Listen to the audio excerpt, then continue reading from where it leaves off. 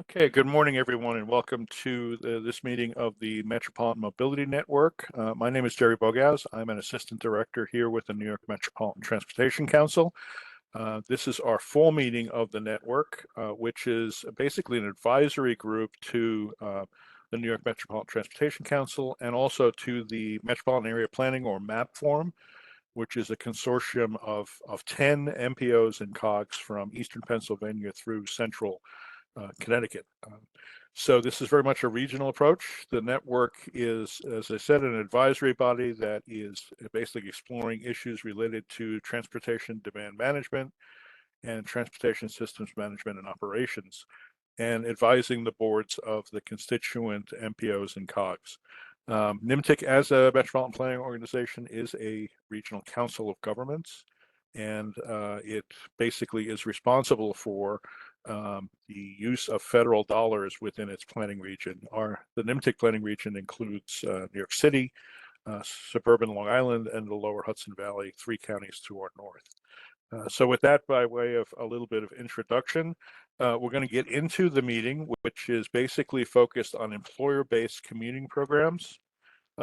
We have a guest from the Houston Galveston Area Council, Jamila Owens, who will be presenting information on that very ambitious program in Houston. And then we'll be hearing from our colleagues in Northern New Jersey, Jasmine Lawrence and Krishna Murthy, about the TMA program they have there. And finally, Elwood Hanrahan of New York State DOT will be talking about the 511 New York Employer Outreach Program.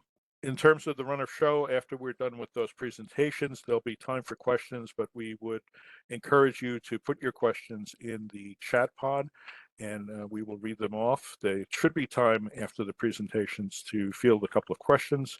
Then we'll be going into an interactive polling session where we'll be gathering information from you, using this opportunity to get smarter about employer-based commuting programs based on the participants in this meeting and your experiences. And that will be facilitated by Stephanie Brooks of our staff. So that's how we're going to handle this through the next 2 hours, and we're happy to have you with us. With that, I want to introduce Jamila Owens, who is Assistant Director at the Houston Galveston Area Council. She'll be talking about their Commute Solutions program. So, Jamila, if you want to grab the screen, go right ahead. Sure. Thank you. Give me just a moment. Going to share my screen, and then we'll get started. Put it in presentation mode. All right. Can everyone see my screen okay? You're perfect. Wonderful. All right. Well, thank you so much, Jerry, on behalf of the Houston Galveston Area Council. We appreciate you for inviting us to talk about our TDM program, Commute Solutions.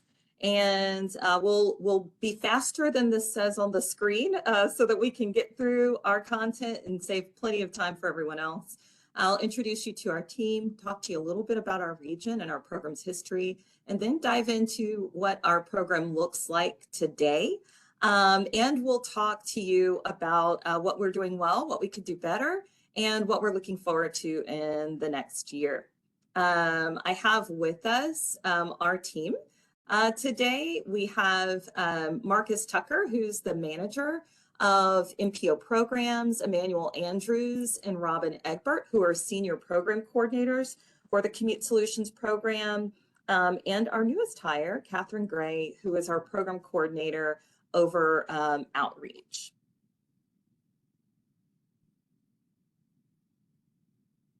Trying to get to the next slide. Here we go. All right, so first a little bit about our region. The Houston Galveston Area Council, like NYMTC, is the council of governments for a 13-county area with Houston and Harris County at the center. For the 13-county area, we provide a variety of services across the spectrum. We're also growing as a region.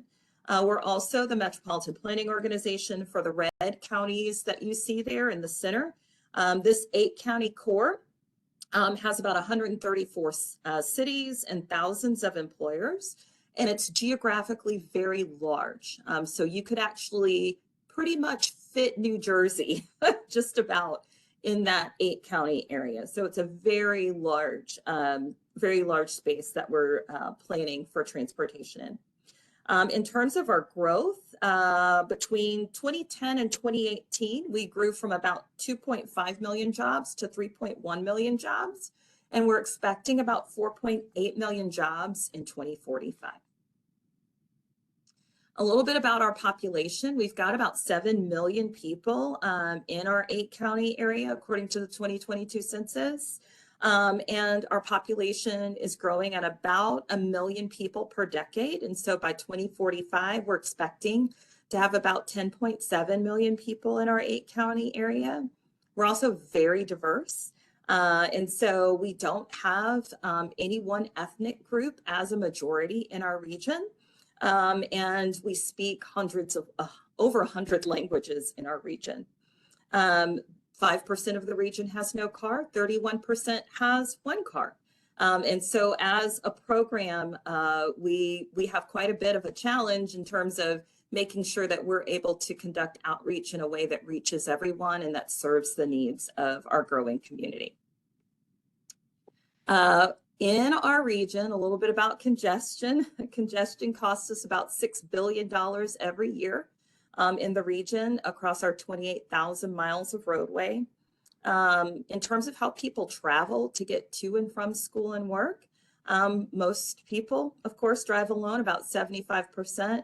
We have about 10% who carpool, 10% who telework, 2% who take transit, and 2% who bike or walk. Adding to this picture, in addition to the people who are traveling, we have congestion caused by freight. We're first in the US in terms of pipeline volumes, second in terms of port volumes, fifth for truck volumes. And so this also generates a lot of traffic. So much so that half of the top 10 most congested roads in the state are in our region. Having said that, we do have assets that can help us. And so just want to point out that we do have a network of bikeway resources in the region. In red, you'll see our current bikeways, and in green, you'll see those that are planned. We also have 9 different transit agencies in our region that partner with us to help get people to and from work or school. You'll see their service areas over on the right. And then on the left in green, you'll see our fixed route transit service. And in red are park and ride stops that we have across the region. While we have a lot of transit resources, what you'll also notice is that we have some transit deserts. So if you look out on the outlying areas, which are actually our high growth areas, we have a lot of work to do in terms of increasing transit access in our region. And so Commute Solutions was started to help the region in this context.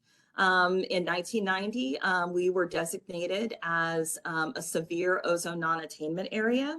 And so the Texas Commission for Environmental Quality established a mandatory trip reduction program that mandated that employees or employers that had 100 or more employees needed to reduce their drive alone rate by 20% each year. And if they didn't do this, then they were subject to fines. Well, this is Texas, and we don't like mandates. And so that didn't last very long. While this program was going on, Commute Solutions was formed in 1994 to help employers. About 80% of our employers did comply with the law, but we had a vocal minority who said we shouldn't have to do this. And so the mandate was canceled. Commute Solutions then became a voluntary program in the 90s. And we've been a voluntary program ever since that has employers at our core. So the program today, we have our program set up really with our services for employers at the center. And so we group our services in 4 different areas. First is data gathering and planning. And then we have implementation services, marketing services, and then our reporting and recognition services. And with such an incredibly large region and a really small staff, we find that focusing in on the employers is a lot easier than trying to reach the 4 million commuters that are going back and forth each day to work and school. We launched this suite of services in 2019. and with the idea that we would take employers through the entire process. So from planning all the way through implementation and marketing to recognition. However, we learned from our staff that that was really overwhelming for a lot of employers to have to think about doing all of those pieces of the puzzle. And so staff decided, you know what, we need to create a partners program that can baby step people through through our services. And so what you see on screen is our affiliate, oops, I went one too far, our affiliate partners. This is sort of the small center of the circle where we provide a stripped down version of our program that just focuses on marketing and outreach. So we don't get into commuter surveys or origin and destination analysis or putting together dashboards or anything like that. We're really just providing them information that they can share with others. And this is sort of like we all learn in behavior change. You know, it's a baby step that's not as overwhelming. And we've had a good bit of success getting people involved in our program as affiliate partners. And then as our partners grow with us, or some partners are really large and right out the gate, they want customized services, then we have the signature partner level. And so for signature partners, we have customized services, including one-on-one consulting, the commuter surveys, the customized events. We even help them pilot new transportation services and provide funding to do so, if they're interested. So now I just want to give you a few examples of what this looks like on the ground. The first example is from one of our manufacturing partners. In this case, they had a unique situation in that they moved from the urban core out into the suburbs or rural edge of our region. And when they did that, they had thousands of employees that were trying to figure out how to get to work. At first, they really didn't have any solutions. They weren't working with us or with others in the region to try to figure this out. Eventually, they launched their own private bus service, which was very expensive and wasn't well used. And so they reached out to us to help them understand better what people would like from them and what they would like to try to do. And so we did a survey, and this is just one snapshot from the results, where on the left, we look at how people are currently getting to work. And then across the top, we're looking at what they would consider trying. And so don't pay too much to the exact percentages. Of course, drive alone is going to be the largest percentage in terms of how people are getting there currently in our region. But what is important is where the split is. So for instance, for drive alone, most of the drive alone people would be more comfortable trying carpool than bus service. For carpoolers, they would actually rather do van pool or take a bus. And so we were able to provide this information to the manufacturer so that they could help rethink the services that they offer to their commuters. In addition to doing the survey, we help them through some of our dashboards look at their workplace versus where people are starting their commute to see if how they're providing their bus service could be tweaked or improved to get more ridership.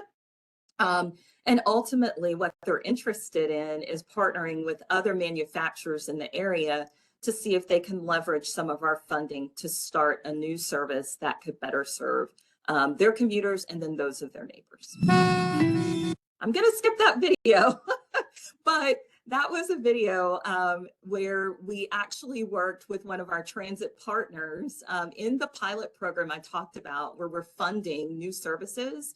We not only funded a new service for one of our transit partners, we also put together a customized marketing kit, including videos and rec cards and digital assets that they could use with their downtown commuters to make sure that people knew about the service. For now, I want to go ahead and move to a healthcare example. This healthcare example is for one of our employers, oncology consultants. They actually gave us permission to use their name. And for this healthcare facility, they really were facing losing a lot of their nurses to competition. And so what they were hoping from us is to see how teleworking and compressed scheduling could work for their staff. And so through focus groups and surveys and working with them to look at scheduling, we were able to implement a compressed schedule, or people were able to receive a day off every other week. We were also able to implement teleworking. And this actually saved about $19,000 a year for their employees. It also reduced 30,000 miles each year from our roadways. And so we were able to do a case study working with them. The final example that I'd like to show you is a university example. And this example looks at some of our impact reporting that we do for our employers. For this university, they really have a lot of students that are low income and that have financial challenges. And so their concern was that there were people who weren't finishing school because they were struggling to get to work using Lyfts and Ubers that were really expensive. And there are transit assets right there near the university. And so we were able to work with them using the full suite of services. We did a before survey and analysis of how the students were getting to school. And there was about a 60% drive alone rate. And then at the end, what we were able to see is that drive alone rate go down because the students were more aware of some of the outlying transit services in our region. And so this was a really fun project to work on with the university. And so now I'm going to stop and hand it over to Marcus Tucker, who's going to talk to you a little bit more about what we're doing well in all of this and where we are looking to improve. Marcus? Yeah, thank you, Jamila. Yeah, so over the last 30 years of operating the Commute Solutions Program, HGC has developed several strengths and opportunities and revealed some ways that we can improve. One area of strength is the robust partnerships that we've built, including with our transit agencies, community groups, and employers in the region. And so these partnerships with our stakeholders help support our diverse opportunity of transportation solutions like ride sharing and transit, and also by promoting active transportation options. And so among these strengths, we found many ways in which improvement is needed. And one of those would be enhancing our marketing strategies and also leveraging regional promotions, initiatives, and exploring commuter incentives and pursuing more robust employer engagement. And of course, we face obstacles while trying to mitigate the effects of congestion in our region. Some of those challenges are, staffing, resources, an issue that's hardly new to any agency. We can also struggle to maximize our messaging effectiveness and marketing potential. And so, addition to these challenges, we also face, headwinds that can work counter to our mission, like the dominance of car culture, brand and program awareness, and also potentially counterproductive local or regional policy priorities. Next slide, please. Let's see here. Mhm. My mouse is doing weird things. There we go. All right, and so this is our quick look at our Commute Solutions corner of the Transportation Department within the MPO. We are growing and we are in the process of a recruitment for a TDM program administrator. And so this is part of our kind of redesign look at our, our area. And so with that, I'm going to turn it over to Robin, our Senior Coordinator of Marketing and Outreach.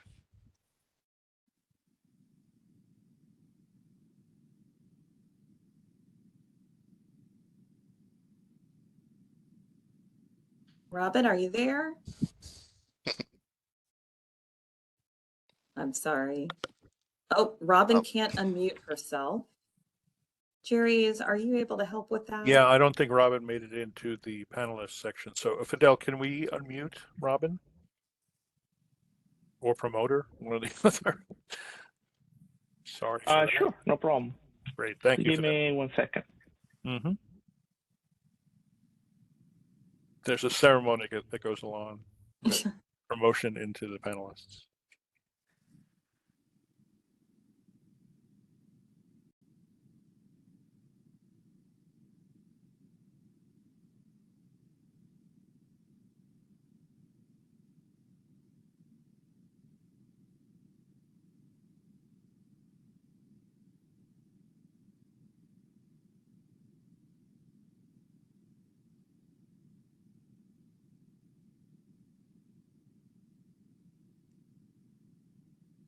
Okay, she's moving now, and she Awesome. should be, Robin, if you can unmute yourself, you should be able to speak to us. Yes, can you hear us? Great. Hear me, us, as if I'm multiple people. Thank you so much for your patience.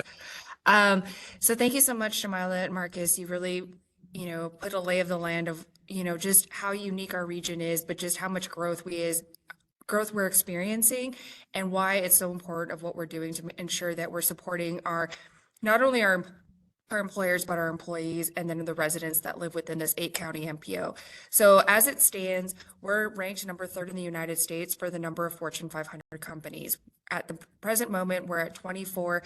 However, several oil and gas companies like LyondellBasell and Chevron have actually announced that they're going to be moving their headquarters to the Houston region. And so, again, this is really important because when we're a top employer and employment hub, we really need to ensure that we're fulfilling our duties within that CMAQ funding and relieving our congestion management and helping improve our air quality to hopefully reach to be an attainment. And so one of the things that we're doing with our marketing strategies is we're really identifying those areas of strong commuting flows. Jamila showed that one screen where we had our employment and to see where our employers were coming from, or employees were coming from. And this is just a snapshot that our data and analytics and research team showed just within our 8-county MPO, how much commuting flows we're having and why it's more important of what we're doing. Jamila, next slide. Okay. Apologies. There we go. And so understanding where those commuting flows are, it allows us to make a more strategic marketing approach, right? And so we can see where are those, where our best audiences. And so we've took it a step further and we broke it out into tiers. Tier 1s are who are our active partners and who are our transit agencies. Those are the ones that are most engaged with our program. And those are the ones that want to hear from us right now. And they're more likely to spread the word and become ambassadors of our program and why what we do is important. Our next tier are those who are not our partners, but would benefit from our program. And that's where that commuting flow really comes into play and understanding where those zip codes are of the high density of the workers versus where the jobs are.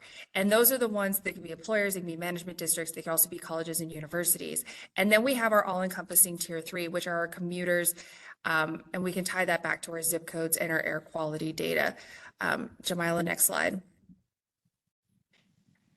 So as we move into 2025, one of the things that Marcus and the team and I have really want to do, really establish, is we want to be a thought leader and empower our employers and commuters to make that smarter commute. We want to inform them that it's more than just taking a bus. Is can you vanpool? Can you carpool? Can you bike? Can you walk?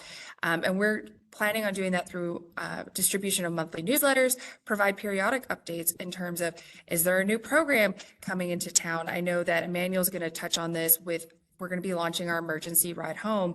And then additionally, when I talk about that ambassadorship, is making sure that they have this information of toolkits and resources easily available for them to share, have access to and share within their audiences. And then we want to be able to continually work with our partners to better understand how can we support them. And that's where those commuter surveys come into play. As we grow, as our region grows, our needs are going to change. And so it's important to have those periodic updates to understand how those changes are. I have Free Fare Friday listed here. And this was an initiative that we launched in our region last September as part of our Ozone Action Month, where we had transit rides with 4 of our transit partners. It was free fare. It was we covered their fares on Friday to help encourage that mode shift. And we actually saw a 15% jump in ridership during the month of September, which was a really cool, it was a really successful campaign. And then additionally, we're going to be making our marketing a little bit more robust and doing our digital marketing. As we're sitting in the car, we're probably listening to Spotify, we're listening to podcasts. And so it's how can we target our commuters to make them think about what these alternate ways to commute are. And so thank you so much. I'm going to pass it over to my colleague, Catherine Gray.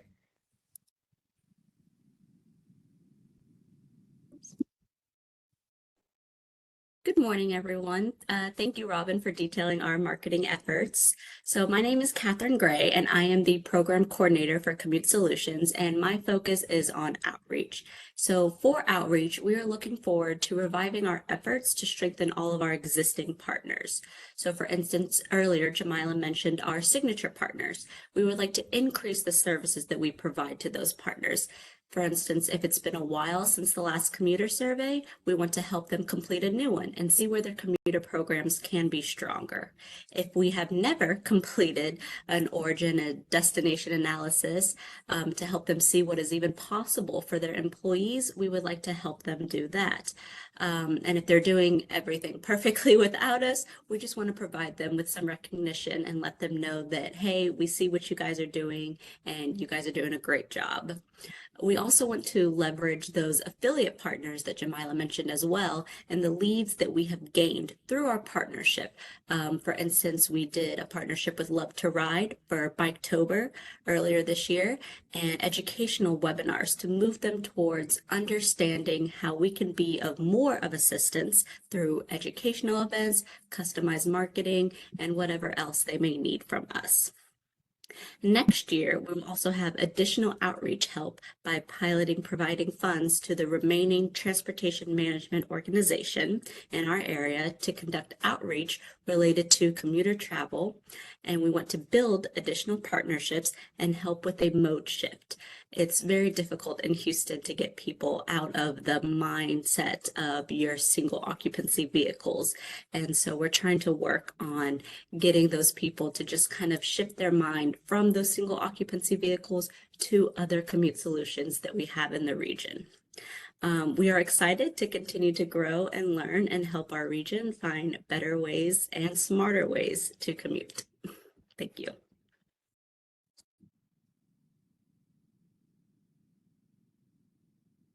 And then I think we have Emmanuel to close us out with our final slide. Emmanuel? Yes. Good morning. Wait, is my camera on? Can you all see me? Not yet. Okay, looks like it's opening up. Here you Okay. go. There you go. There we go. Yes, thank you all for this opportunity to present to you all, and thanks to our team for up to this point. Continuing on with meeting the needs of our region and delivering the services that they want, request, need, may make their commuting a little bit easier. We have partnered with and contracted out some services that I like to go over a little bit.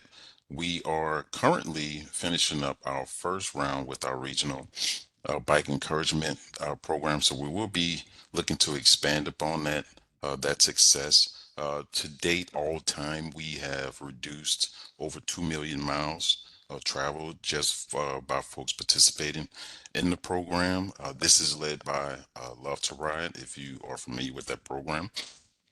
And it's just an opportunity to connect communities, connect individuals and workplaces, and just gamify riding a bike for transportation, riding it for fun, and it's been a pretty great success for the region. We like to expand it and get it into some of the other counties that may not have had great participation, and maybe that's just in our marketing.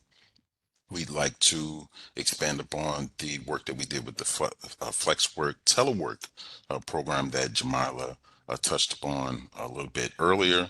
And then also, as Robin mentioned, we will be launching our region-wide emergency ride home program, which is any program that is trying to reduce congestion, make it a little bit easier for folks to consider and eventually adopt a different mode of transportation.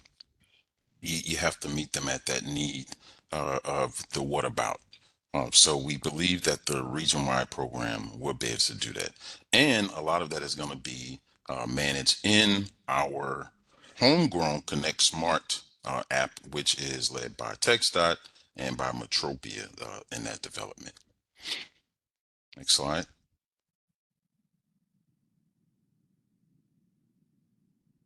And that's it.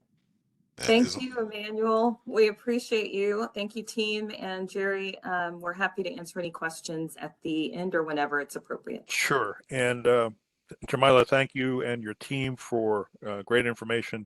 We'll be doing the questions at the end of this particular agenda item. And we would encourage any questions to be entered into the chat pod by the audience. I'm going to turn the meeting over to John Simpson, who is NYMTC's mobility coordinator, to introduce two examples of employer-based commuting programs from our region. And so we'll be moving from Houston back to what we do here and some very unique aspects here. So John, if you want to take it. Thank you, Jerry.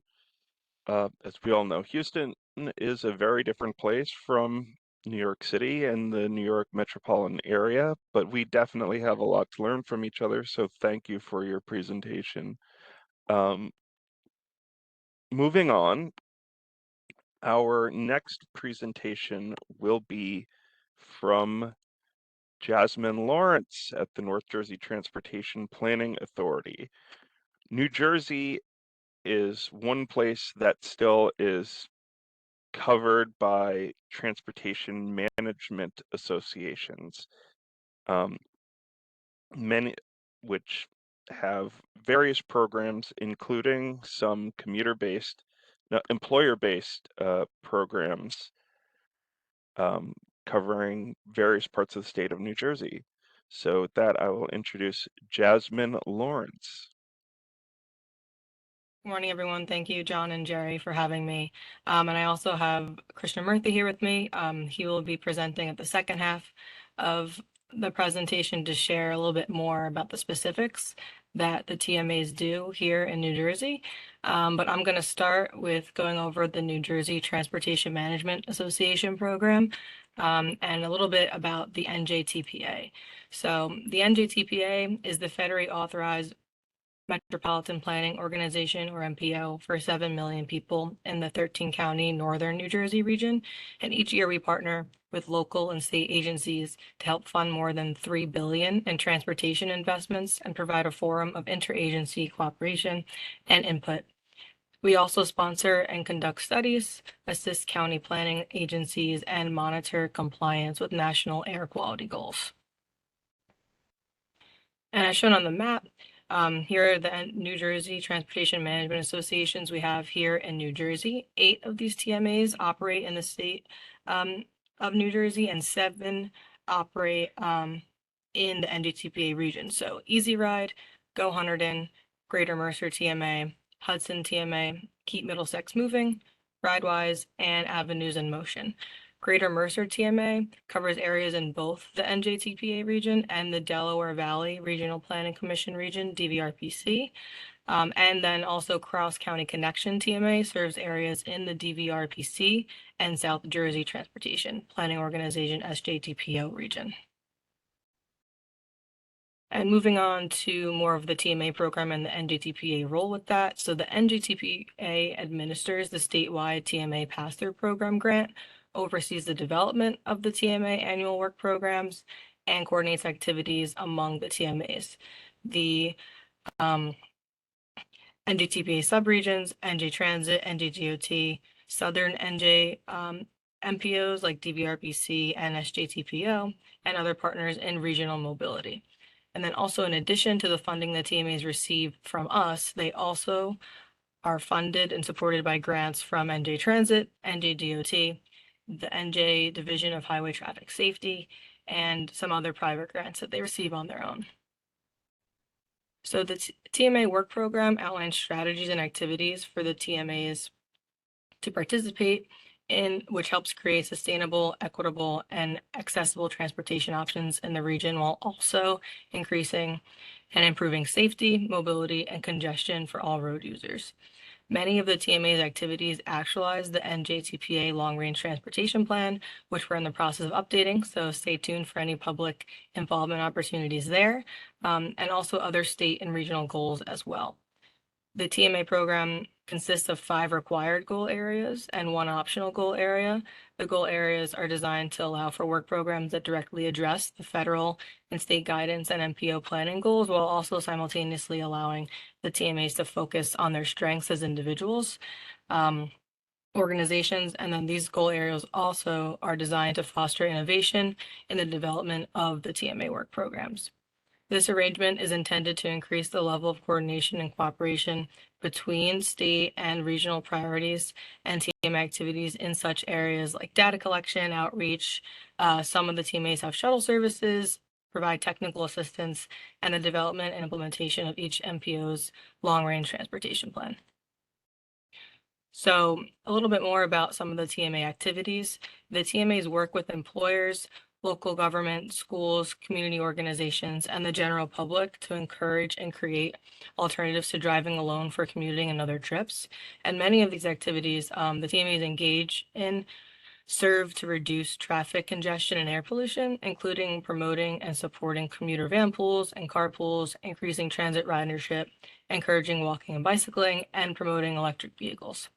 Other activities also include helping underserved communities attain equitable access to mobility and providing information on public transit and other local transportation services to increase the accessibility and mobility of communities. TMAs also play an important role in construction mitigation and emergencies, providing timely information about road and transit conditions and alternate modes of travel.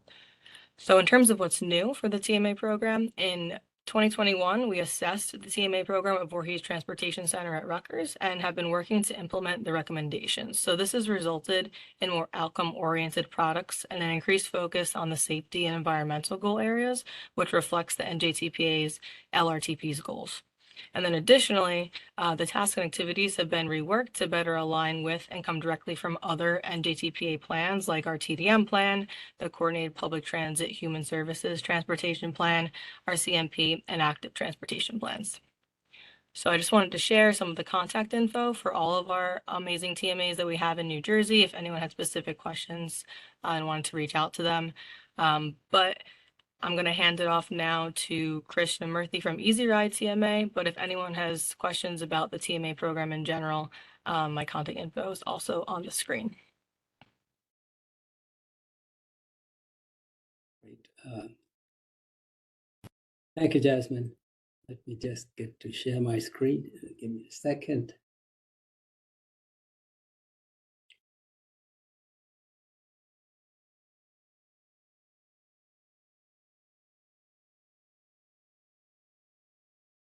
Okay. Can you see the screen? Yep, you're good. If you want to hit the presenter button on the bottom. Great, thank you. So I think it was really interesting hearing the stories from Texas. I thought it's kind of a striking contrast to what you have in New Jersey, the most densely populated state in the country, and the kind of challenges that we face and what we do here. And one of the interesting things as far as New Jersey is concerned is the fact that we have a network of TMAs that cover the entire state. Probably the only state that has that the kind of network that we do. So what I really wanted to talk to you about today is to talk about really the history of how the TMAs have evolved, coming up with different kind of transportation solutions to keep in touch with the needs of the community, which are kind of very different from what you heard in the Houston case. And the idea is to try and keep pace with the changing needs of the community. So a little bit of history about the TMAs. As most of you are aware, that the TMAs were essentially started because of the gas crisis of the 1970s, when you had the 1971 Arab-Israel War and subsequently the Iranian Revolution, and we suffered from an oil embargo. And the result was that they formed these organizations called TMAs. And so here in New Jersey, we have had these TMAs now for 40 plus years. So there's a long history. And the services offered by the TMAs really reflect the federal priorities, because a lot of the funding that goes to support the TMAs comes from the feds. So in the aftermath of the gas crisis, a couple of things that I just wanted to share with you was that the primary focus for all the TMS was pretty much the journey to work. And at that point, obviously, you heard all the horror stories about shootings at gas stations, the quotas, the long queues, and things of that nature. And carpools and van pools were the rage. And at that point, here in New Jersey, just one company, Hoffman LaRoche alone, had more than 400 van pools. And just to give you a sense of comparison, today in this entire state of New Jersey, we probably have maybe 40 van pools. So things change. And one of the things I think that the TMAs are very aware of is the fact that we have to change with the times. And that's what I'm trying to talk to you about. The other thing that also happened in the aftermath of the gas crisis was that we had a lot of businesses that were relocating from New York City into the Meadowlands, especially to take advantage of low real estate costs. And so the Meadowlands had at that point very little public transportation, and we essentially set up charter services working with private bus companies, and these bus companies provided the transportation between New York City and different locations within the Meadowlands. So what happened as far as the greater world is concerned beyond the Meadowlands was that by the late 1980s, we had gone past the gas crisis, and now we're kind of dealing with an oil glut. And the price of oil at that point had actually fallen to about $26 a barrel. And concerns were more about congestion and air pollution. And of course, the market for carpools and van pools pretty much evaporated. So the 1990 Clean Air Act was a big deal for us. And of course, as the planners in this meeting know, this was probably the most comprehensive piece of legislation put in place, and that has had a major impact as far as the TMAs are concerned here in New Jersey. So like with the folks in Houston, one of the things that New Jersey decided to do is to mandate an employee trip reduction program. And this was in 1992. It takes a couple of years from the legislation to the actual action to happen. And of course, the product for reducing the number of cars coming to the work sites was, once again, carpools and van pools and staggered work hours and telecommuting. And the focus was 100% on just businesses. And 2 years later, like most states, the employee trip reduction program was basically repealed. And so we were back to the drawing board trying to figure out what we do now, because there was not much of a motivation to do carpools and van pools at that stage. And so 2 years later, in 1996, this was when President Clinton was in office, and we had the welfare to work legislation.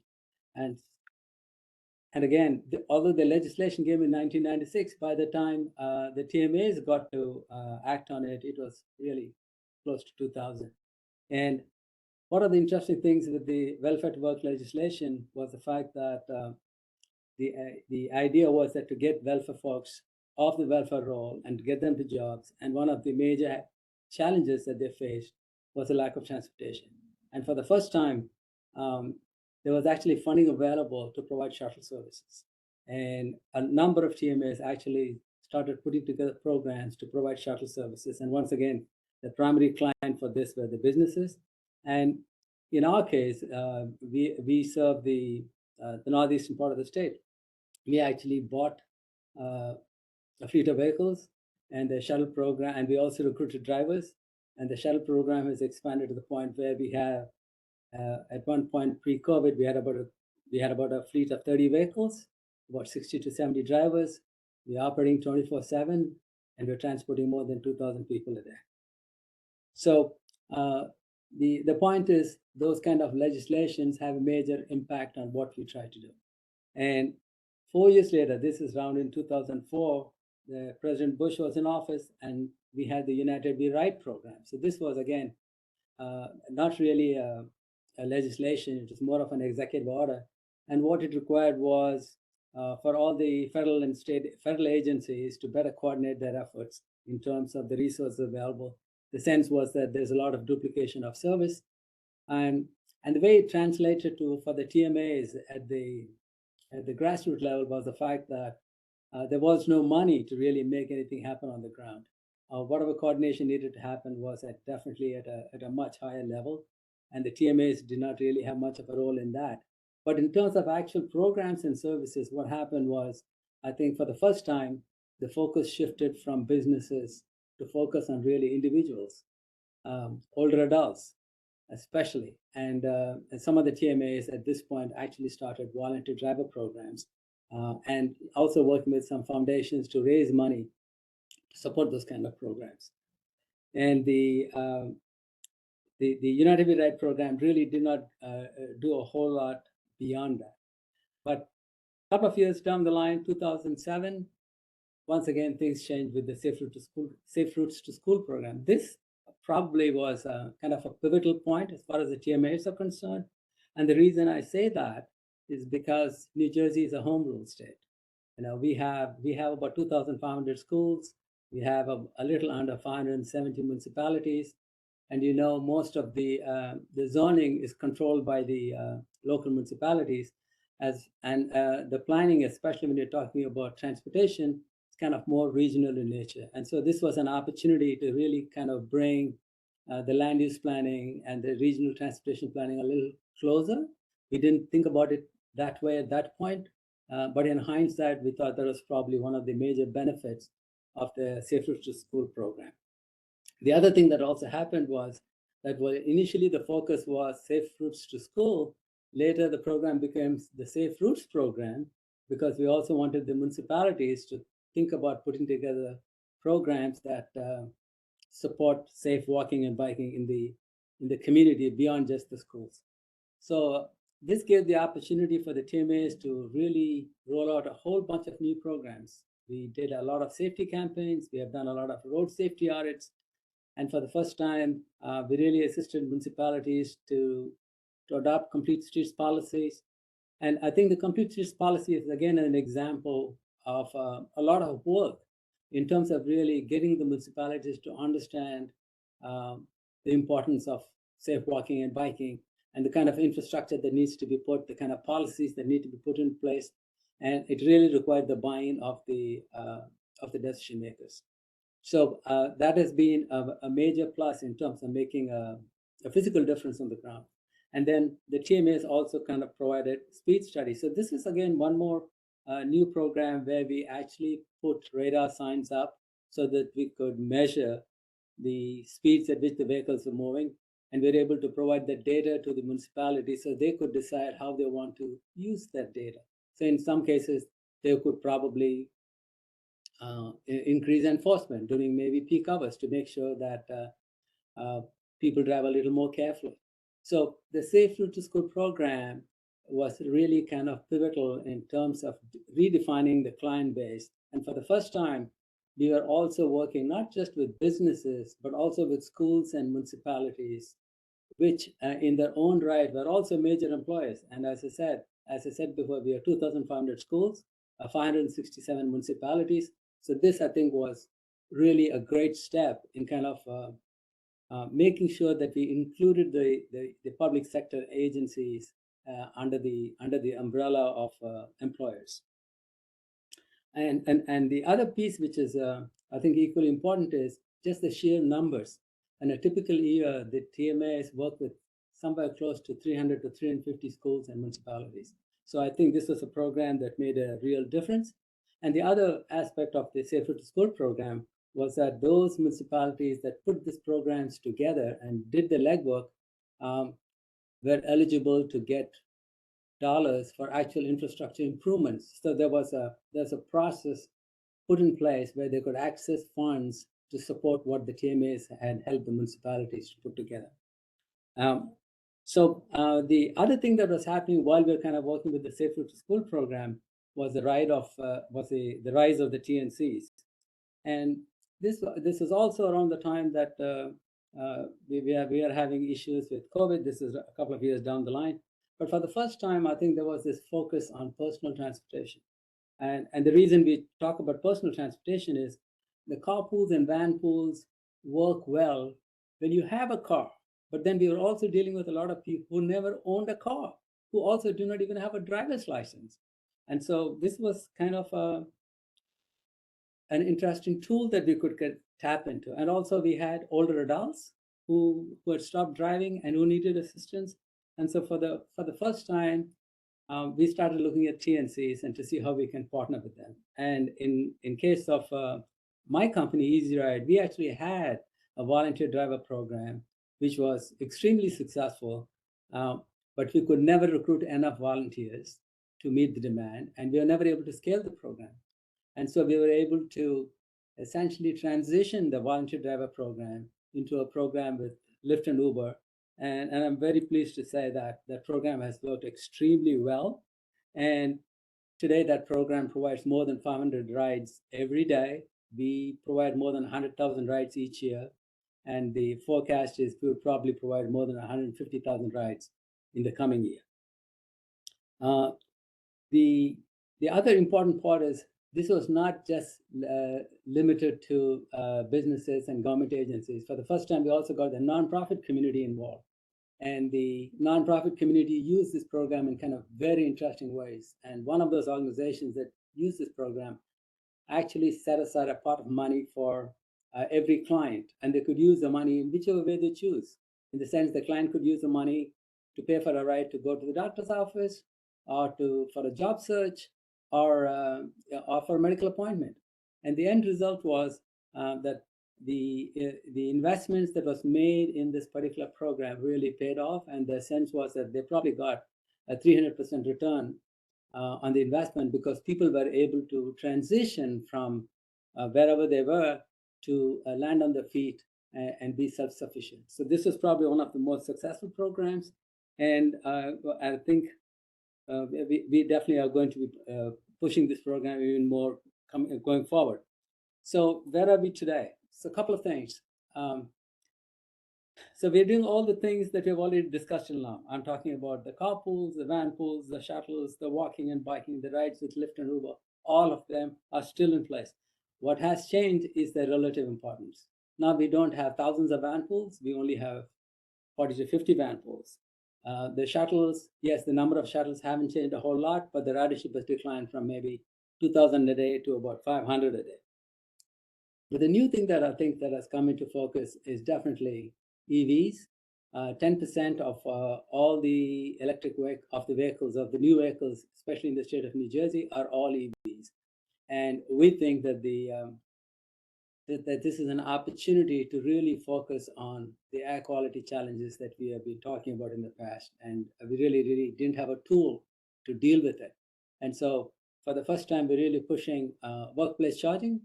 We are also working with organizations to help them with preparing for this whole new era of EVs. We're also helping organizations like the City of Newark with micro-mobility options. And we're also working on fleet transition plans, including our own, so that we could transition from a gas-powered fleet to an electric fleet. And the clients for that, of course, are obviously the businesses, schools and local governments. And we have also, for the first time, also started working with multi-dwelling units, because they definitely have challenges as far as installing chargers are concerned. So what's next? Next year, we're hoping that we would start our air quality monitoring programs. And I think the outcome for that program would be data that a community could use to figure out how they want to improve air quality. And once again, the clients for that are going to be schools and municipalities. We are not sure if the businesses are going to be involved in that. But the point is, I think we have come a long way from carpools to van pools to shuttles to walking and biking to rides with Lyft and Uber to programs like EVs, and now and also dealing with air quality and kind of maintaining that momentum and also the continuity. So I think the team is doing a remarkable job given their limited resources, and none of them would have been possible without the support of all our funders that Jasmine referred to. So thank you to our funders, to NJTPA, to DOT, to New Jersey Transit, and the New Jersey Division of Highway Traffic Safety. Just for the record, I want you to be aware that they've been funding us pretty much continuously for the last 40 years. And I think that makes all the difference. So thank you all for hearing me out, and thank you to all our funders.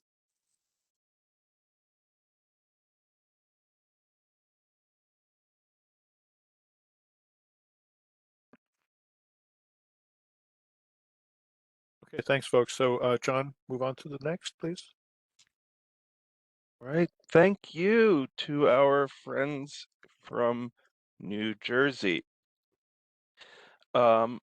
Next up, we have Elwood Hanrahan, who will be speaking on New York State DOT's statewide mobility services program.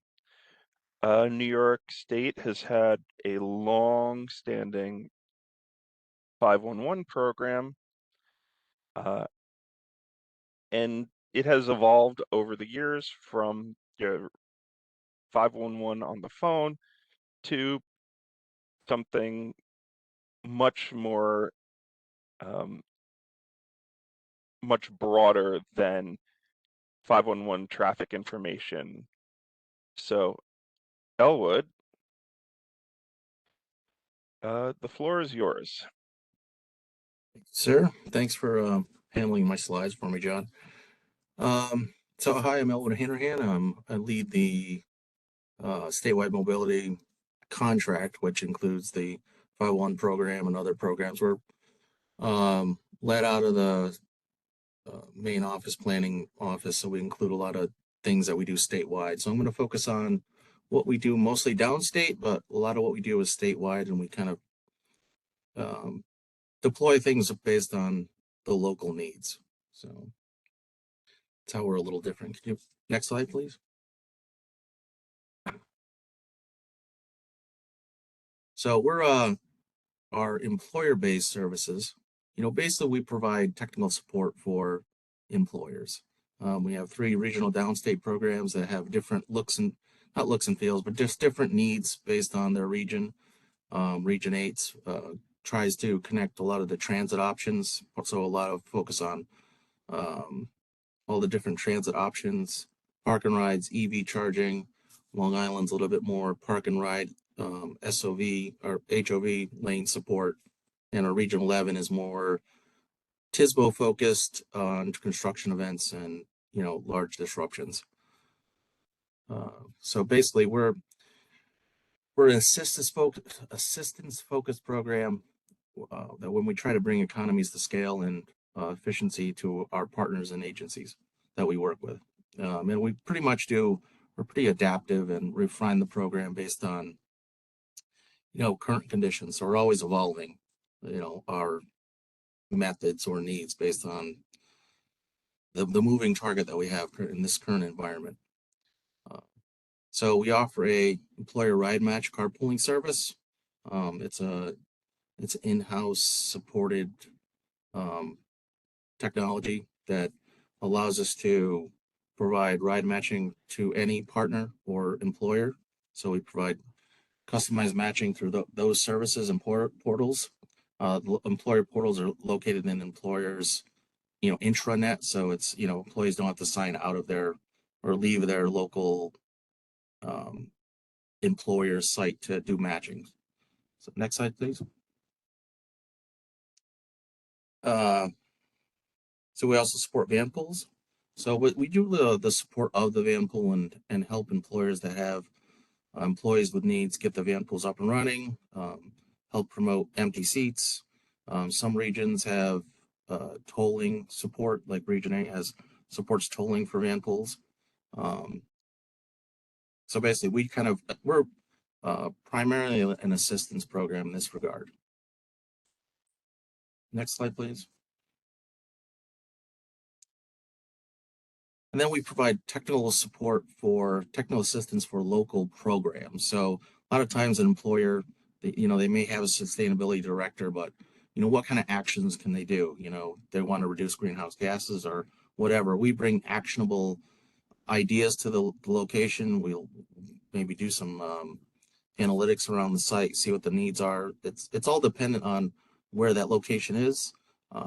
New York City area is obviously a transit-rich environment, but there's also gaps in either, you know, there's always a gap somewhere. You know, it's never perfect. So we really focus on how do we assist either getting people on transit as their first option or helping where there's donuts in people's travel patterns.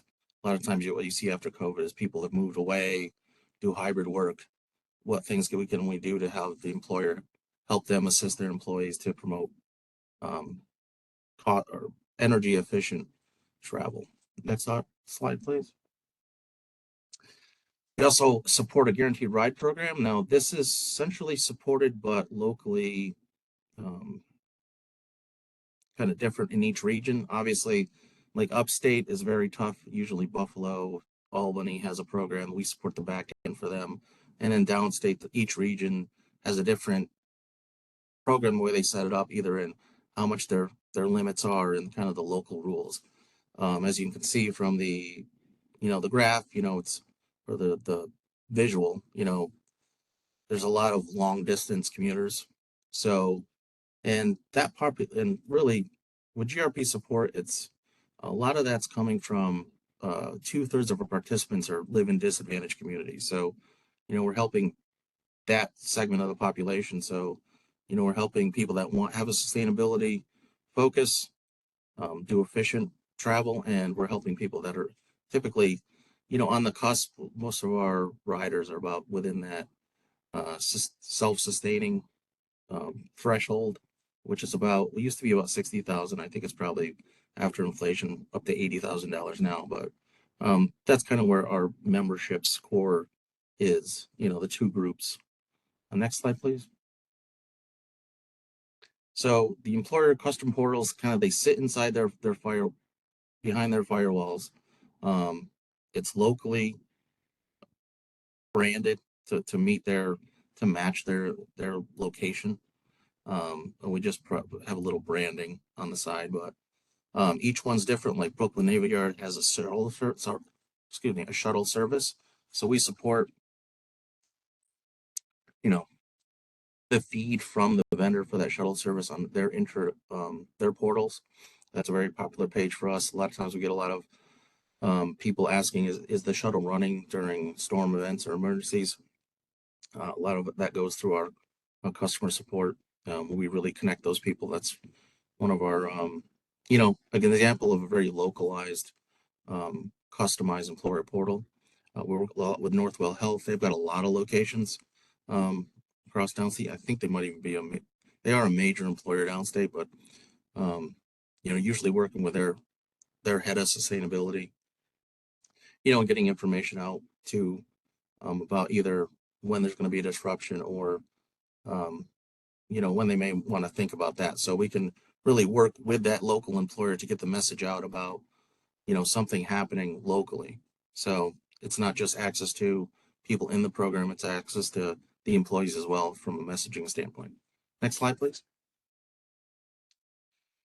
And then we help out local workforce challenges. Sometimes, like I said, it's with local MPOs and sustainability programs and employers, they're usually, it's not a huge amount of staff. So we provide either technical support on, you want to do an employee survey, they want to do a car-free day pledge, a lot of those things that, that type of, we kind of bring the experts to the program in scale where it's very cost effective for us. A lot of times it's simply, can you find an image? It's hard to find an image that you can use. So, we'll have images available that they can use freely and, share those things. So we help polish their program and provide that seasonal support when there's a high demand. So really take advantage of that local energy, and help them bring calls to action. Next slide, please. And we also support the employer trip planning. So a lot of times, new employer, someone's new to an employer or employer relocation, like example, I think Staten Island, the Amazon location was was a new location, didn't have a huge amount of transit support. We worked with Amazon with their new employee days and help get people like, here's all your transportation options. We obviously focus on transit, but we get them an itinerary. We can talk to them and communicate with them through our calls, customer support folks through a text, email, or printed information. So we want to, cover all bases with, meet people where they are and their ability to communicate. but it's about that local situation for folks. Next slide, please. And then, you know, we offer that, obviously that on-site assistance. You know, a lot of our assistance is with colleges and universities with a large commuter population or a parking problem. You know, so we'll go out and, you know, have boots on the ground available to meet people at the location. They can also get other information. They're also kind of listening for, you know, what are their people's problems. They can get it back, kind of surface that up to us to kind of say, like, you know, what is happening on the ground. And that really helps us refine our program or pivot and, you know, get to people what they really need and stay fresh and active. Next slide, please.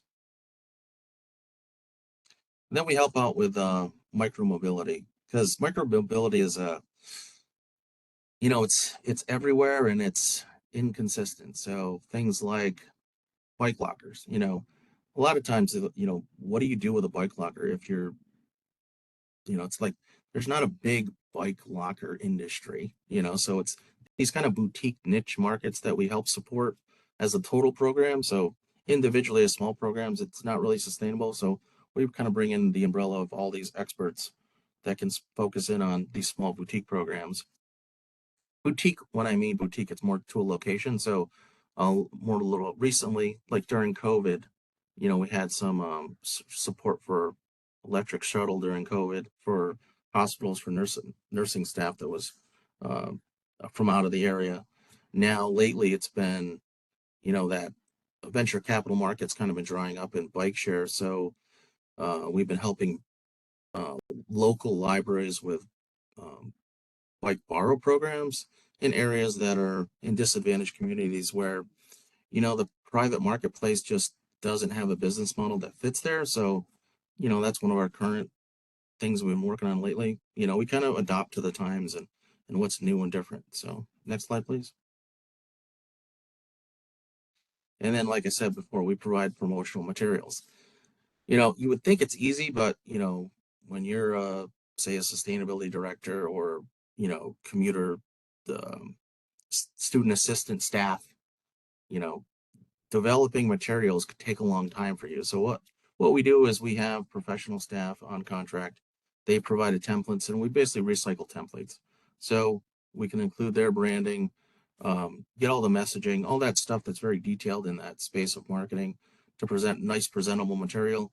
We do support for different languages for folks. So we do all that translation for documents and have it so whatever the need is for whatever language we have, that is there. And then that language support is also available through our customer support as well.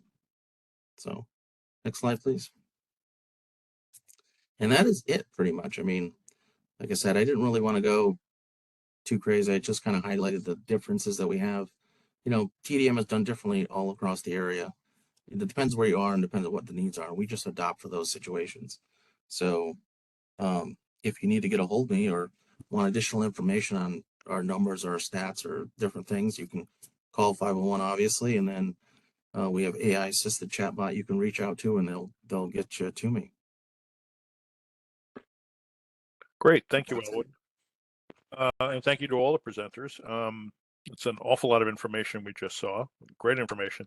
A couple of things sort of struck me. One is, although there are certainly similarities between these programs, there are specific innovations that are also very striking. And so that is an interesting dichotomy amongst these programs. The other is that, as Krishna pointed out, and Krishna, I thought your history of this work going back to the 70s was tremendous. Krishna pointed out the funding commitment to these programs, at least in our part of the country, and Houston probably has a similar history. And so I know that NYMTC as an organization has used federal funding to support programs at least back into the 80s, if not beyond that. Assuming NJTPA and the New Jersey agencies have had similar situations. And as John pointed out, the state DOT in New York State has been involved in these programs for quite some time. So there's an awful lot of history here and permanence to these programs. and there's a great commitment to them. So that is striking. In terms of questions, I don't know if there's anything in the chat pod, Stephanie. I didn't see anything. I have not seen anything in the chat pod yet. Nope. Okay. We haven't received anything yet. I do have a question that I would ask all our participants, all our panelists. And that is actually, it's two parts. One is how did the pandemic impact your programs because of its transformative impact on telecommuting and work from home? And also, what about the rise of ride hailing? We heard a little bit about that in terms of in New Jersey, the Uber and Lyft program, but how has that changed the approach to ride sharing, if at all? So I just open that up to all the presenters. Whoever wants to come online and offer an answer, please do. So Jerry, this is Krishna, and I think for us, the big take was that at least in one community where we were running a shuttle program, the shuttle had to be discontinued because people didn't want to sit together, and so transitioning from a shuttle program to a program using Lyft and Uber was a no-brainer. And I think we did that pretty quickly. The other part which we did not pick up and which I think gets lost in this discussion is the acute shortage of drivers. I think that is something that all the transportation providers, including my company, struggle with. And we have found that leveraging Lyft and Uber to serve as a kind of a safety valve to take care of that is very, very helpful. And specific to Easy Ride, that program is now being offered not only in-house to the clients who sign up for the program directly with us, but we're also serving multiple counties. We're working with 3 different counties, several nonprofits, and for-profit businesses, and essentially providing the rides with TNCs as something that supplements the programs and services that they already have. Interesting. Thank you, Krishna. I just want to add from New York's perspective, just so what we've seen is a lot more of the, you've heard of the donuts, and the donut is basically people that moved farther away from the city, and a lot of these folks were 100% teleworking, now they're hybrid work. So what we see is a lot more demand for park and ride locations from farther out. And then we also, like I said, I'm going to touch on the more mentally interesting things. And what's happened is a lot of loneliness out there. People just don't interact with people so much anymore. So I think what we've seen is people want to connect, but you just don't connect in real life all the time. So what we've been doing is trying to focus on how do we get more to creating communities, and then really connecting people with sustainability goals and drivers to connect with people that have more of a financial need. So, everybody has an Alice in their family.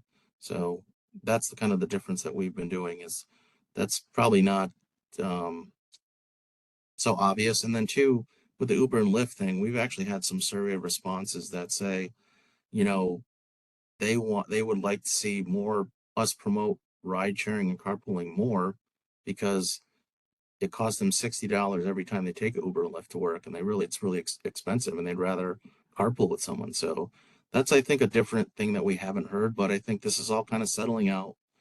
Companies are bringing people back to the local offices, and so like I said, we need to be adaptive, and those are the few interesting things that I've heard that since then. That is interesting. We may have to start offering counseling services with these programs also. Jamila and team, any thoughts from the Houston area? I guess I'll hop on one of the things that Elwood brought up. So here in Houston, after the move towards full telework, like much of the country, we're now more in a hybrid situation where people are splitting their time, and employers are actually reaching out to us as trying to figure out ways to make to bring people back into the office.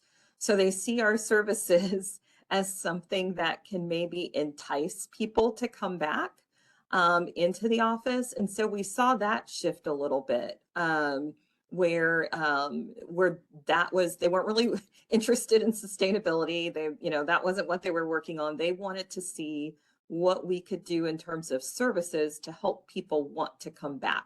So, whether it's shuttles or, a new carpool program or something that made it easier to come back. And I think in terms of Uber and Lyft, with our commuter and transit pilot program, where we fund sort of these experiments in commuter transportation, we're seeing a lot more partnerships between our transit agencies and these kinds of providers. So we're not seeing as much sort of fixed route or standard commuter bus service. We're seeing a lot more microtransit in our region, and using that for either full-scale service in an area or for first mile, last mile. And so that's been a big shift with the sort of change in expectations of the consumer in our region.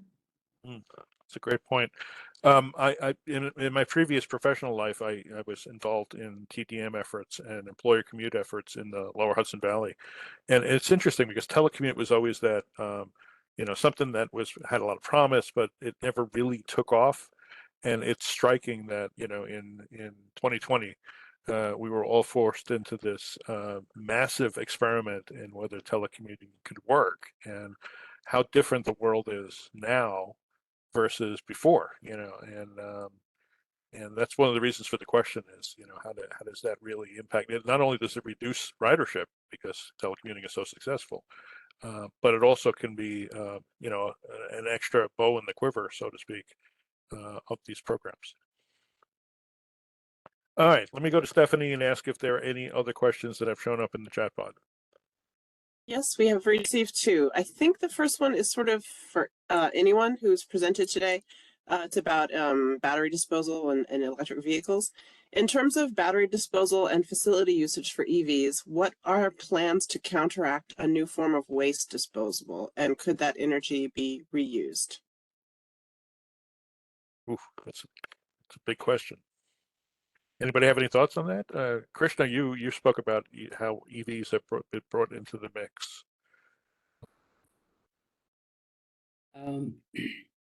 So I don't claim to be an expert on EV batteries for sure.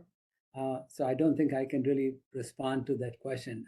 But my understanding based on the discussions with the staff here is that in a lot of cases, the fact that the materials that are used in those batteries, they are in short supply, whether we're talking about lithium or whether you're talking about some of the other phosphates that are being used. And so they are definitely going to be recycled at this point. I think it is, and the other thing that is also happening is in terms of the waste, it's probably going to be lower than projected because of the increased mileage. A few years ago when we were talking about EVs, if you got a range of 100, we thought that was great. Now, we get 300, 350 plus, and we say that's not enough.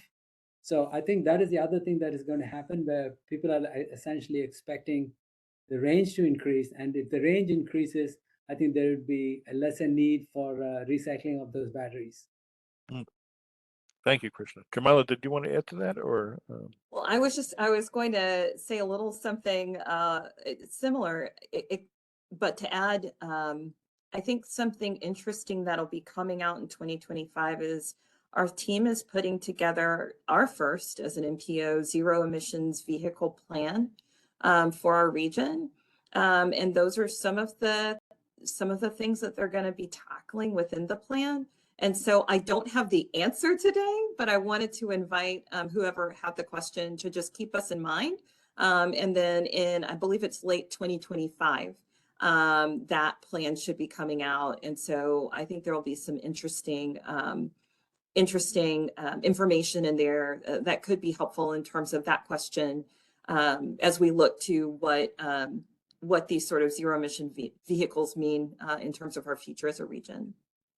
Great, thank you. Stephanie, did you say there was a second question? Yes, there's another one, and this is a two-part question for the Houston team. The first part of the question is, I was wondering what gains you've been seeing from gamifying transit services. And then the second part is, what were the most successful methods you have deployed? Okay, so I'll call on the full team to help with this one. It's interesting. We haven't done a lot of gamification with transit. I think our first sort of big experiment with transit, it was really during COVID, and it was more of a how can you ride safely? So that was our first big partnership with all 9 transit agencies. We did quite a bit of that, really from 2020 to 2020, I would say 2, and then we started focusing in on the Free Fare Friday. So that was our first big experiment with some sort of transit incentive that we funded. And as Robin mentioned, she was our marketing lead for that. It was really successful. We have driver shortages in our region. I think someone else mentioned that. And so the transit agencies were really hesitant to have any more of a commitment than Fridays in 1 month. So they're not yet on board for us to fully push transit every day, all day in our region, because they really don't have the drivers to support any kind of increase in ridership that would happen outside of, say, Monday or Friday. So I would just say stay tuned. We're hoping to expand it this year. Hopefully the driver shortage is a little less of an issue. And so we'd like to take Free Fare Friday and see if we can expand it. But it was really the free fare, that took the cake there. So it was more of the actual cash incentive of not having to pay for transit on that day that really helped us with that. I don't know if the team has anything to add. Sure, I'll go. This is Emmanuel, and my camera's coming up. Okay.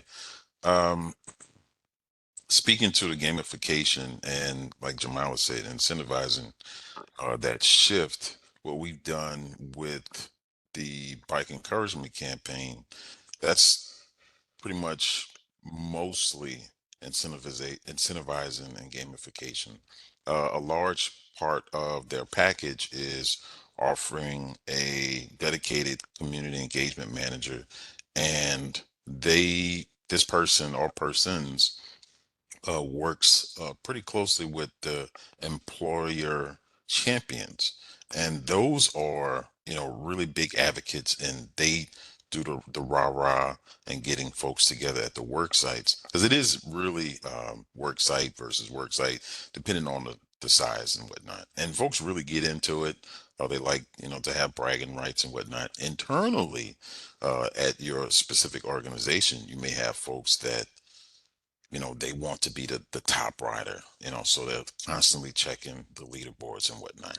On the website, which Love to Ride offers to support the application that they provide, you can go in and see how your workplace stacks up against others, how you as an individual stack up against other folks.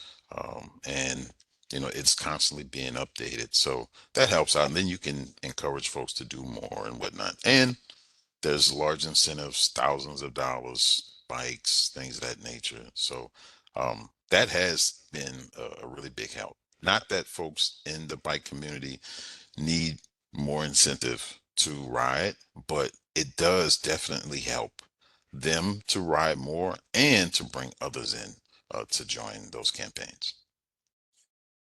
Okay, thank you both. At this point, we're right on target to start the interactive portion of this meeting, and I want to stop sharing. We're going to tap into the collective brain power of all the folks who are with us today, and that would include the presenters, which we very much appreciate the presentations you provided, but feel free to stay with us and to participate in this polling exercise. And we're going to be looking at specifically thoughts about improving employer-based commuting programs. And I am going to turn it over to our colleague, Stephanie Brooks, who is excellent at facilitating these types of sessions. So, Stephanie? Thanks, Jerry. So if you would like to participate, there's two ways you can join us in a polling campaign by opening your browser either on your phone or on your, first of all, does everyone see my screen? Does it look okay? It looks like it's working. Is that all right? Yeah, which slide are you on, Stephanie? Okay. Just the opening slide. So I'm just Okay, sort of good. giving a little introduction. Got it. Great, thanks. I see a thumbs up. Thank you. So this is sort of an interactive session where you can respond to some questions. You can always put them in the chat pod, or you can open up your browser and participate in our actual polling. So, you know, as I said, this is an interactive session. So if you want to open your browser in any form that you use, you can always text. It's a little clunkier, so we do prefer using a browser if possible. So here we go. In your browser, you could either use the QR code that's on the screen, or just go to pollev.com/sbrooks200. And I'll give people a minute to get in there. If there's trouble, always message in the chat. We can troubleshoot that. Again, you can text to 22333 and then type in the prompt of sbrooks200. But again, it is easier to use a browser if you have that available. Google Chrome, Edge, whatever you're using. So if I could just get some thumbs up if people are able to get in. What you should be seeing is a question of where you're coming from. That is our first question. Okay, I see a thumbs up. Excellent. I'm just going to move to the next slide. And if people have trouble, again, you can always just message me in the chat. And on this question can actually only be used with a browser. Oh, look at this. This is great. This is where people are participating from. Those who are outside the area, just sort of, I know we have folks in Houston, sort of put yourself outside. I see that.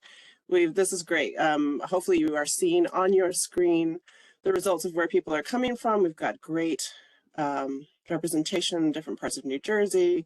Got Westchester. We've got Long Island. We have Connecticut.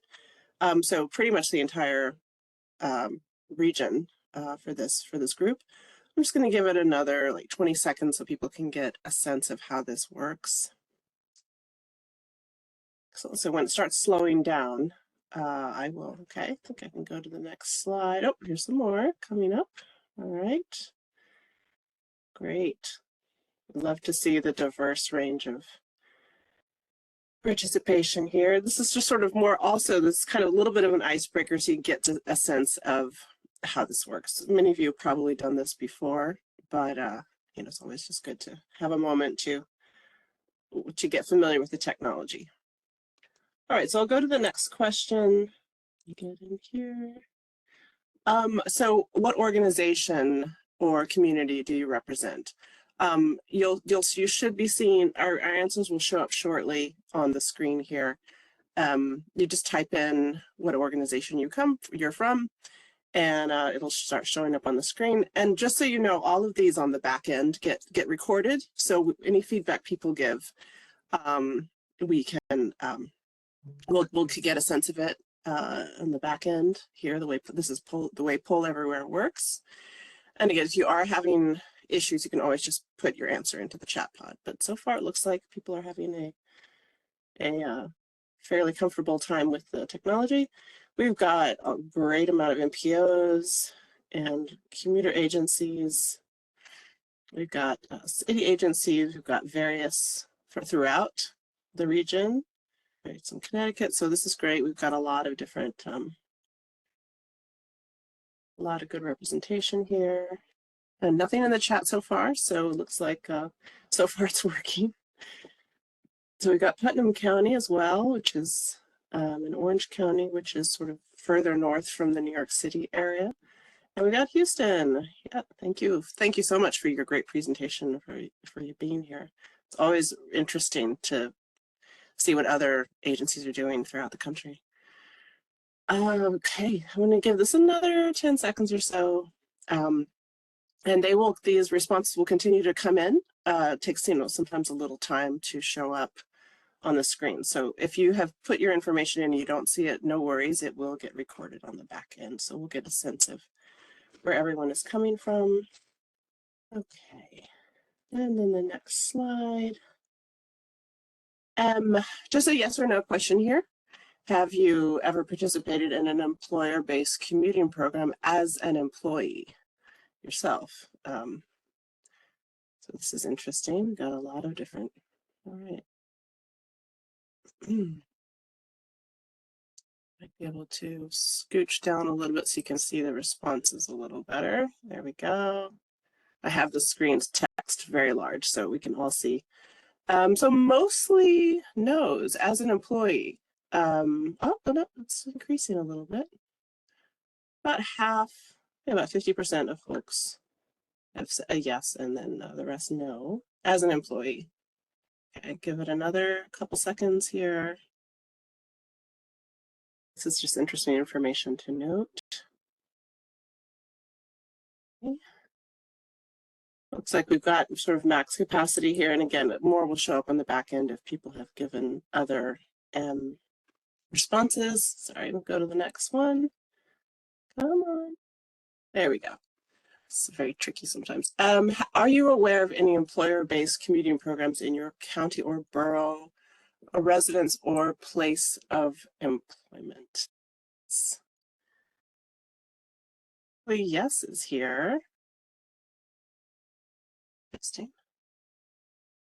So even if people have not participated, they are definitely aware of them. We'll give this another few seconds. Hopefully you can see. I'm just going to try to slowly scroll so you can see the yes and the no. It's that way we don't get people dizzy. All right. So still the majority, a little bit more of on the no side, but the majority, yes. Next slide. From a regional policy perspective, what should the goals or goal or S of an employer-based commuting program, what should they be?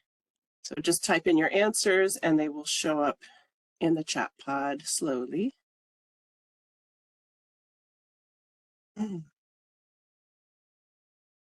Reduced recipe travel.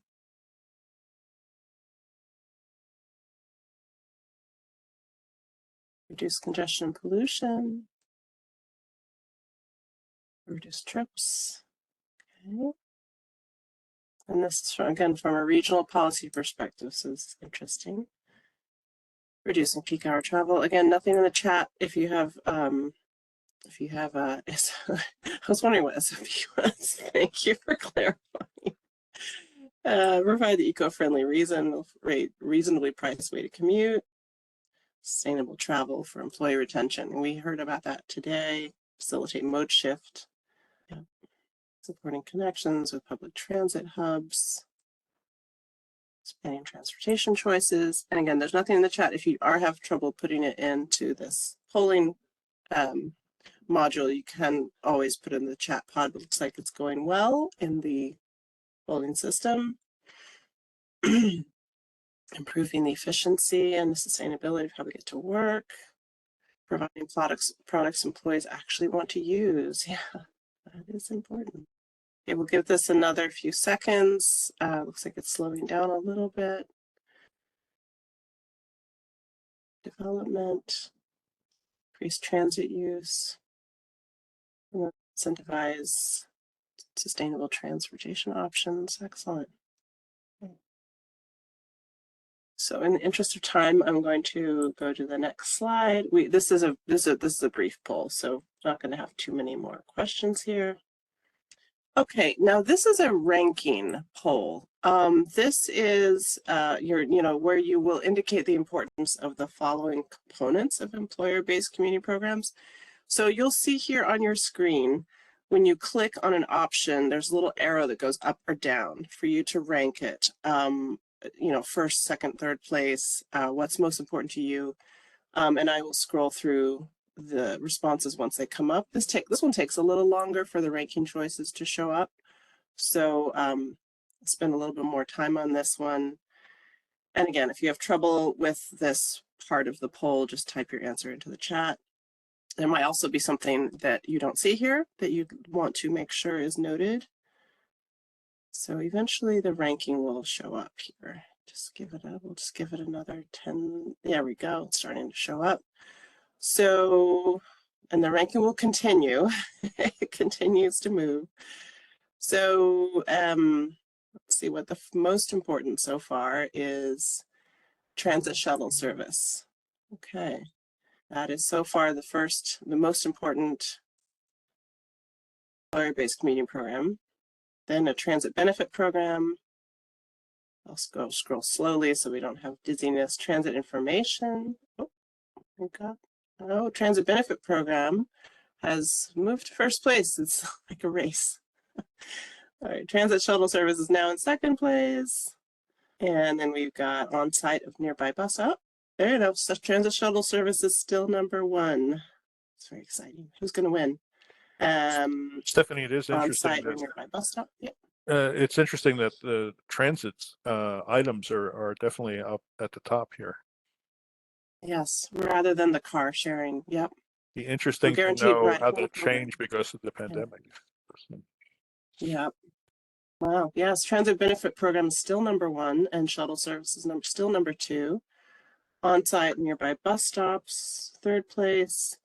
Transit, it's still transit all the way down. Guaranteed ride home program is fifth.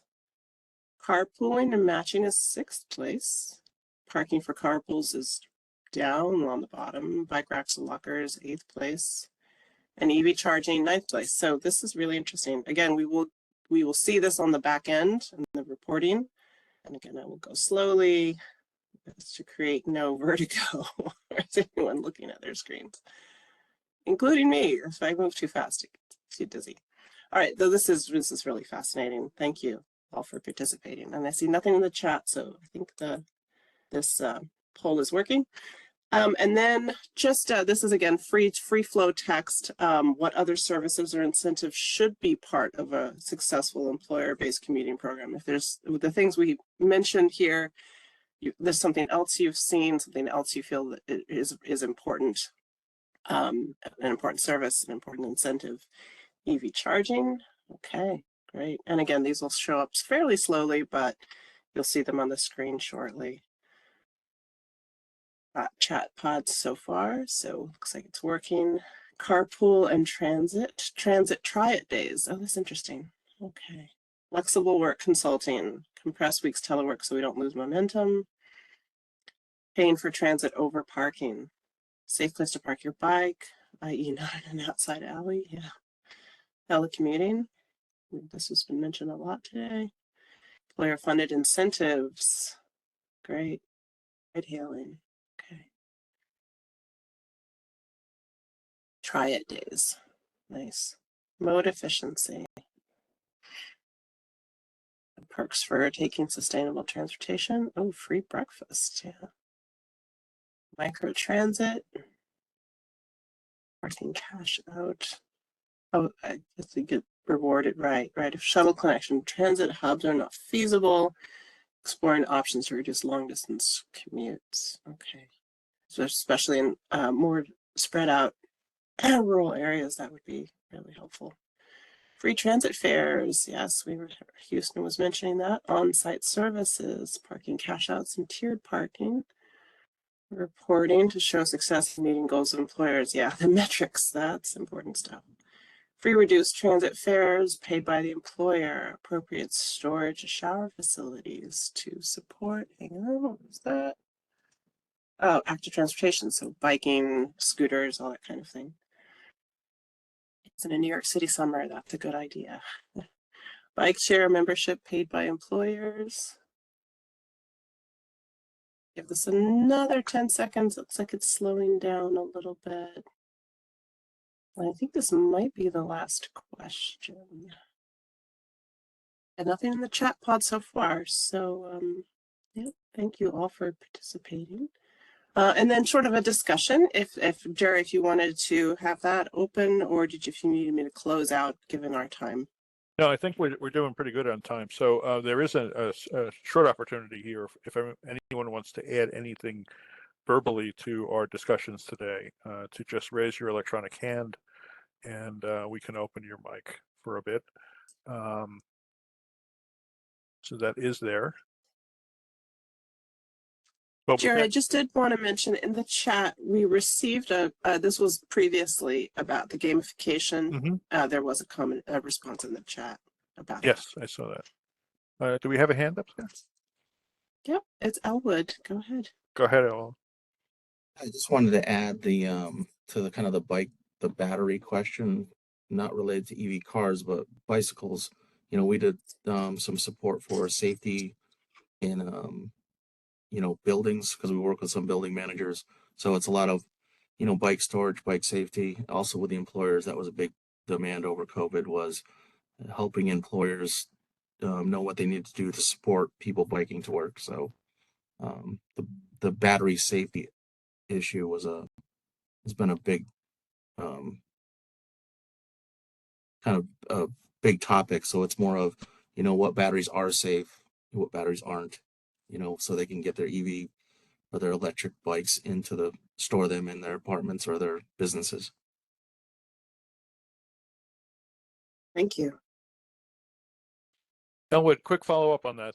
In terms of the employers themselves, if they have storage for electronic bikes on site, has there been any concern about the safety of the e-bikes, given the fact that some people may be using, pirated batteries or what have you that might catch fire, those types of issues that we've seen arise around e-bikes. Any thoughts that employers may not be all that interested in encouraging people to bring e-bikes to the site? Well, that was exactly what the safety material was for, just so they were aware, like, what batteries were causing the problem. It's not all EVs, Right. it's the appropriate. So it's more of a campaigns, it's your typical education and awareness campaign. So certain employers have a much bigger draw for those type of things based on their location. So, I think and we work a lot with the advocacy, bike advocates. We have some on staff for a sub. So we're really connected with the biking community from that perspective. So we stay on top of these things. And it's more of like, if you get there right away with some, just eases, the confusion. So we didn't really have a problem because we're ahead of things, but it's a small thing we don't really talk about, but behind the scenes, it was important to some people. Of course. No, there's liability issues related to that too.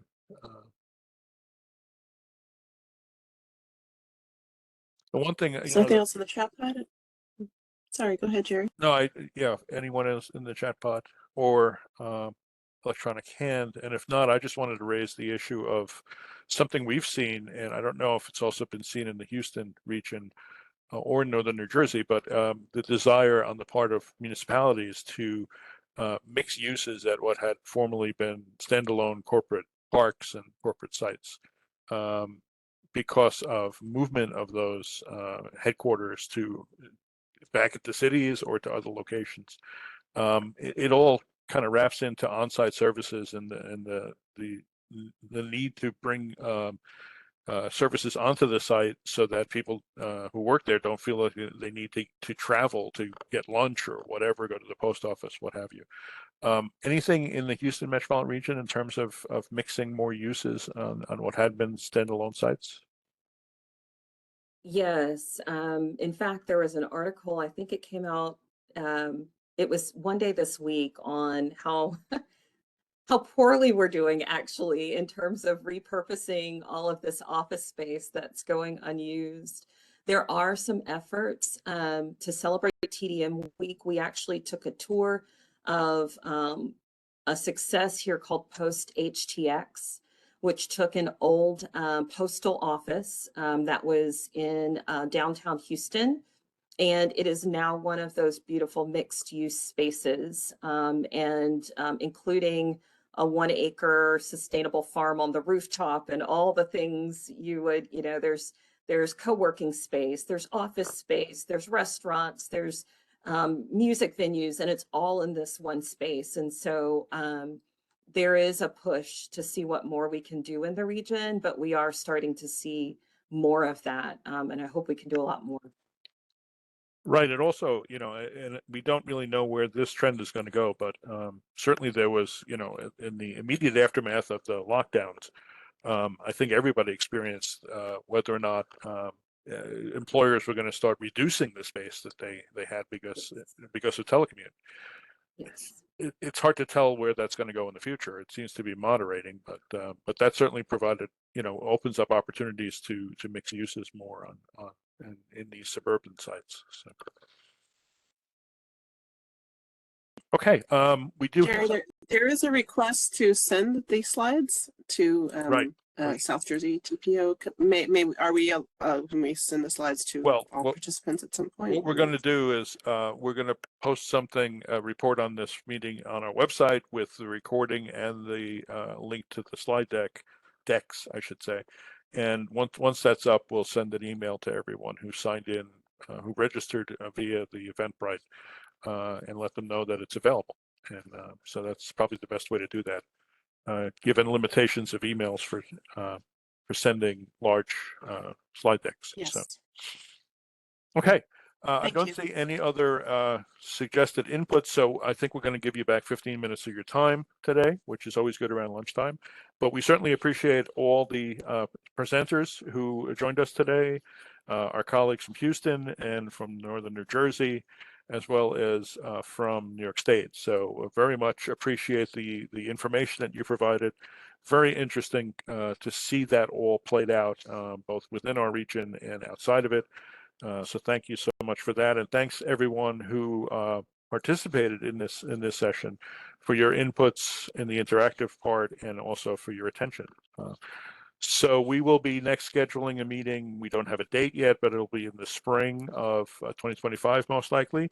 The agenda items, we basically work with our member agencies and our colleagues in the map forum to identify which items we're going to highlight in these meetings, which are important. So we don't specifically have an agenda item lined up for the spring, but we'll likely have one as we get closer to that date. So keep posted on, we'll be sending out announcements once we've identified a date and an agenda. And again, thank you all for participating today, and hope you have a good rest of the day. Thanks, everyone. Thanks, everyone, very much.